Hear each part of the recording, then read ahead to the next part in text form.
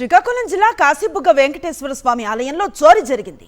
3 హుండీలతో పాటు స్వామివారి బంగారం, వెండి ఆభరణాలు దొంగలు ఎత్తుకెళ్లారు. చోరీకి గురైన నగదు, ఆభరణాల విలువ 20 లక్షల రూపాయల వరకు ఉంటుందని అంచనా వేస్తున్నారు. నిన్న రాత్రి ఈ చోరీ జరిగింది. ఈ ఘటనపై పోలీసులు కేసు నమోదు చేశారు. పూర్తి సమాచారం అందిస్తారు మా కరెస్పాండెంట్ సునీల్. ఈ చోరీకి సంబంధించి ఎట్లాంటి అప్డేట్స్ ఉన్నాయి? రీసెంట్ గా కూడా ఏదో ఇన్సిడెంట్ జరిగింది కదా ఇక్కడే. శ్రీకాకుళం జిల్లాలోని చిన్న తిరుపతిగా పేరుగాంచిన కాశీబుగ్గ వెంకటేశ్వర స్వామి ఆలయంలో మరో దురదృష్టకర ఘటన చోటు చేసుకుంది.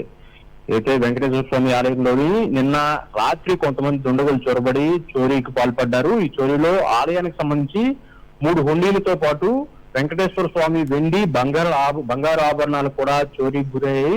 అయితే రాత్రి చోరీకి గురైన నగదు విలువ దాదాపు 20 లక్షల రూపాయలకు పైగా ఉంటుందని ఇప్పుడు అంచనా వేస్తున్నారు. గత నవంబర్ 1వ తేదీన ఆలయంలో తొక్కిసలాట జరిగింది. అప్పటి నుంచి ఆలయానికి సంబంధించి భక్తుల దర్శనాలకు గానీ అధికారులు మొత్తం నిలిపివేసిన పరిస్థితి. దాదాపు 70 రోజులకు పైగా అవుతున్నప్పటికీ ఇంతవరకు ఆలయం ప్రారంభించకుండా ఉండడం, ఒక నిర్మానుష్యమైన ప్రదేశంలో ఆలయం ఉండటంతో ఈ ఘటన జరిగి ఉండవచ్చు అని అక్కడ ఉన్న స్థానికులు అభిప్రాయపడుతున్నారు. అయితే ప్రధానంగా భద్రతా లోపంపై స్థానికులు తీవ్ర విమర్శలు గుర్తిస్తున్న పరిస్థితి నెలకొంది.